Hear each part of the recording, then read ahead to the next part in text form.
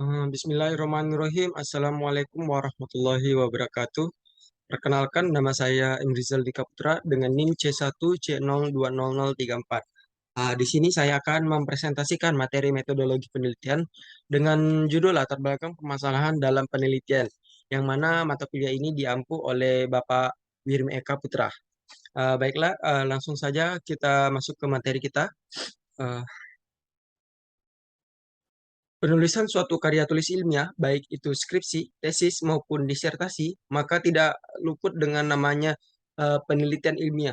Apakah itu dilakukan di lapangan atau di dalam pustaka. Salah satu hal yang paling penting ketika melakukan penelitian adalah dalam hal pengumpulan data ataupun sampel. Karena dalam hal ini seorang peneliti memerlukan interaksi dengan banyak pihak yang dibutuhkan dalam penelitiannya. Penelitian adalah pekerjaan ilmiah yang bermaksud mengungkapkan rahasia ilmu secara objektif dengan dibentengi bukti-bukti yang lengkap dan kokoh. Penelitian didasarkan atas adanya masalah yang ingin kita selesaikan atau memang terpaksa harus diselesaikan. Di dalam penelitian, memuat latar belakang dan keterangan atas permasalahan yang akan dibahas sebagai output dari penelitian tersebut. Dengan demikian, saya berinisiatif untuk membuat presentasi dengan judul latar belakang dan permasalahan dalam penelitian. Apa sih dengan definisi dari latar belakang masalah itu? Latar belakang masalah adalah informasi yang tersusun sistematis berkenaan dengan fenomena dan masalah problematik yang menarik untuk diteliti. Masalah terjadi saat harapan ideal akan sesuatu hal tidak sama dengan realita yang terjadi. Tidak semua masalah adalah fenomena dan menarik. Masalah yang fenomenal adalah saat menjadi perhatian banyak orang dan dibicarakan di berbagai kalangan di masyarakat. Latar belakang dimaksudkan untuk menjelaskan alasan mengapa masalah dalam penelitian ingin diteliti, pentingnya permasalahan dan pendekatan yang digunakan untuk menyelesaikan masalah tersebut baik dari sisi teoritis dan praktis. Latar belakang masalah penelitian berisi informasi tentang suatu masalah dan atau peluang yang dapat dipermasalahkan agar ditindaklanjuti lewat penelitian, termasuk hal-hal yang melatar belakanginya, menurut Hussein Umar. Latar belakang masalah berisi tentang sejarah dan peristiwa-peristiwa yang sedang terjadi pada suatu proyek penelitian. Tetapi dalam peristiwa itu tampak adanya penyimpangan-penyimpangan dari standar yang ada, baik standar keilmuan maupun aturan-aturan. Dalam latar belakang ini, peneliti harus melakukan analisis masalah, sehingga permasalahan menjadi jelas. Nah, melalui analisis masalah ini, peneliti harus dapat menunjukkan adanya suatu penyimpangan dan menuliskan mengapa hal itu perlu diteliti. Bagian latar belakang masalah menjelaskan mengapa suatu penelitian dilaksanakan dan apa yang ingin dicapai atau diketahui dari pelaksanaan penelitian tersebut. Fakta dan data yang mendukung harus dicantumkan. Banyak orang mengalami kesulitan dalam memutuskan apa yang akan dimasukkan dalam latar belakang masalah. Hasil-hasil penelitian apa yang perlu dikutip, mana yang akan diberikan dalam latar belakang masalah, dan mana yang tidak perlu. Jawabnya mudah, hanya bahan-bahan yang mengarah kepada hipotesislah yang digunakan. Bahan-bahan tersebut disusun menurut urutan yang logis. Latar belakang masalah setidaknya memuat hal-hal sebagai berikut.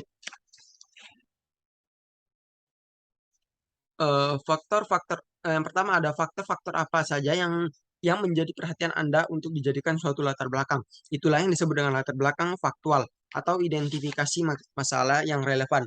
Yang kedua, informasi kasus, baik secara langsung lewat pengamatan di masyarakat maupun lewat buku-buku referensi dari hasil-hasil penelitian lain yang sejenis. Ini disebut latar belakang teoritis. Peneliti menghubungkan kasus yang satu dengan yang lain. Bagaimana kasus-kasus kontemporer berhubungan dengan kasus-kasus terdahulu, dan bagaimana antara teori-teori yang dapat menjelaskan fenomena perubahan tersebut dari waktu ke waktu. Yang ketiga ada tonggak problematik yang berisi berbagai persoalan yang akan dijawab dalam bab-bab selanjutnya. Latar belakang memberi alur berpikir sehingga mempermudah peneliti untuk mensistematisir persoalan yang ingin dipecahkan. Setiap masalah yang akan dijawab sebaiknya diutarakan sebagai problematik yang akan dibahas dalam bab-bab berikutnya. Hal-hal yang perlu dikemukakan dalam latar belakang Masalah adalah mengapa peneliti memilih isu tertentu. Apa kegunaan penelitian tersebut untuk kepentingan praktis atau teoritis, agar peneliti dapat menyusun latar belakang penelitiannya dengan baik yang berdimensi praktis dan teoritis. Secara seorang peneliti dengan isu motivasi kerja harus dapat menjelaskan mengapa dia meneliti isu tersebut, apa akibat positif yang bisa ditimbulkan dari penelitian dengan isu tersebut.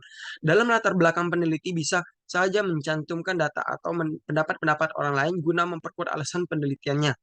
Latar belakang masalah berisi argumentasi mengapa penelitian ini penting dilakukan, menggambarkan situasi dan kondisi baik secara makro maupun mikro, serta dilengkapi dengan fakta-fakta dan data-data lapangan, menunjukkan sebab-sebab muncul dan terjadinya masalah. Dikotomi antara apa yang seharusnya terjadi dan kenyataan yang ada.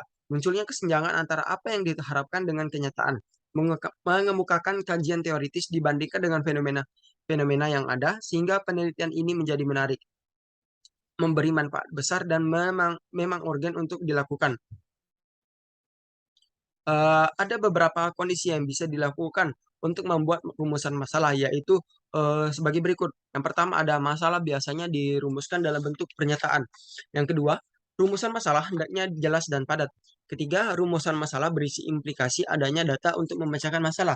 Yang keempat, ada rumusan masalah merupakan dasar membuat hipotesis. Dan yang terakhir, ada masalah harus menjadi dasar bagi judul penelitian. Selanjutnya, ada cara untuk memformulasikan masalah. Yang pertama, dengan menurunkan masalah dari teori yang telah ada, seperti masalah pada penelitian eksperimental. Yang kedua, ada dari observasi langsung di lapangan, seperti yang sering dilakukan oleh ahli sosiologi. Jika masalah diperoleh di lapangan, maka sebaiknya juga menghubungkan masalah tersebut dengan teori-teori yang telah ada. Sebelumnya masalah tersebut diformulasikan. Ini bukan berarti bahwa karena dalam memilih penelitian yang tidak didukung oleh suatu teori tidak berguna sama sekali. Karena ada kalanya penelitian tersebut dapat menghasilkan dalil-dalil dan dapat membentuk sebuah teori. Masalah yang sering dijumpai pada awal-awal penulisan latar belakang permasalahan adalah awal yang terlalu lebar dan tidak terstruktur. Meskipun konsep pembahasan dalam latar belakang permasalahan itu mengikuti pola piramida terbalik, namun awal yang terlalu lebar menyebabkan kita dapat kehilangan fokus. Dengan pembahasan secara terstruktur mengikuti pola tersebut, memungkinkan kita memperoleh akhir yang mengerucut pada suatu masalah utama. Pada dasarnya, teknik menulis latar belakang harus memenuhi syarat-syarat di bawah ini. Yang pertama, ada hal-hal yang ideal, normatif, harapan. Yang kedua, aktual fenomena yang teramati. Ketiga, adakah kesenjangan? Keempat, masalah utama. Kelima, konsekuensi apa yang muncul bila masalah tersebut dibiarkan. Keenam, di mana hal itu terjadi. Dan ketujuh, intervensi apa yang relevan.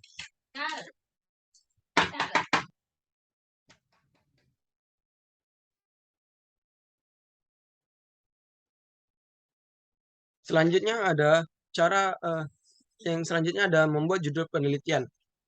Meskipun posisi judul penelitian dalam sebuah dokumen proposal penelitian letaknya paling luar atau paling luas, paling atas, namun pada kenyataannya tidak selalu demikian. Menurut logika penelitian, awal sebuah proposal penelitian adalah mengidentifikasi dan merumuskan masalahan penelitian, sehingga penetapan judul penelitian baru memungkinkan untuk dilakukan.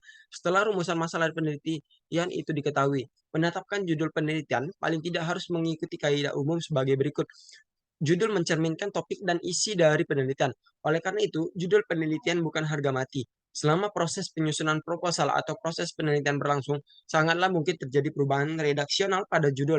Penulisannya singkat dan jelas. Singkat artinya tidak terlalu panjang, berkisar 8-12 kata. Jelas artinya mengungkapkan variabel utama, subjek, lokasi, dan waktu penelitian. Selanjutnya ada merumuskan tujuan penelitian. Tujuan pada dasarnya merupakan pernyataan tentang apa yang menjadi harapan atau sesuatu yang ingin diketahui. Pernyataan tersebut merupakan hal-hal yang ingin dilakukan peneliti dalam penelitiannya. Rumusan tujuan penelitian dibuat dengan mengacu pada masalah atau pertanyaan penelitian. Dengan demikian, antara tujuan dan masalah penelitian saling terkait. Teknik penulisannya, tujuan penelitian dirumuskan dengan kalimat pasif karena tujuan merupakan pernyataan kondisi yang akan dicapai. Dalam penulisan proposal penelitian, tujuan penelitian biasanya dibedakan menjadi tujuan umum dan tujuan khusus. Tujuan umum berisi tentang hal-hal yang akan dicapai pada akhir penelitian, yaitu menjawab masalah penelitian. Sedangkan tujuan khusus berisi penjabaran tentang hal yang akan dicapai untuk memenuhi atau mencapai tujuan umum, yang itu merupakan tahap-tahap yang akan dilakukan dalam penelitian, merupakan rincian dari tujuan umum penelitian. Selanjutnya ada latar belakang penelitian, berisikan, pertama, alasan rasional dan esensial yang membuat peneliti tertarik untuk melakukan penelitian berdasarkan fakta-fakta, data, dan referensi dan temuan penelitian sebelumnya. Selanjutnya ada gejala-gejala kesenjangan yang terdapat, di lapangan sebagai dasar pemikiran untuk memunculkan permasalahan dan bagaimana penelitian mengisi ketimpangan yang ada berkaitan dengan topik yang diteliti. Yang selanjutnya ada kompleksitas, masalah. Jika masalah itu dibiarkan dan akan menimbulkan dampak yang menyulitkan, menghambat, mengganggu, bahkan mengancam. Keempat ada pendekatan untuk mengatasi masalah dari sisi kebijakan dan teoritis. Dan yang terakhir ada penjelasan singkat tentang kedudukan atau posisi masalah yang diteliti dalam ruang lingkup bidang studi yang ditekuni peneliti. Yang terakhir ada cara membuat latar belakang masalah. Pada bagian awal latar belakang adalah gambaran umum tentang masalah yang akan diangkat. Dengan model piramida terbalik, buat gambaran umum tentang masalah mulai dari hal global sampai mengerucut fokus pada masalah inti, objek, serta ruang lingkup yang akan diteliti. Pada bagian tengah, ungkapkan fenomena, data-data, dan pendapat ahli berkenaan dengan pentingnya masalah dan efek negatifnya jika tidak segera diatasi dengan didukung juga teori dan penelitian terdahulu. Dan bagian akhir eh, diisi dengan alternatif solusi yang bisa ditawarkan atau teoritis dan praktis, dan akhirnya muncullah judul.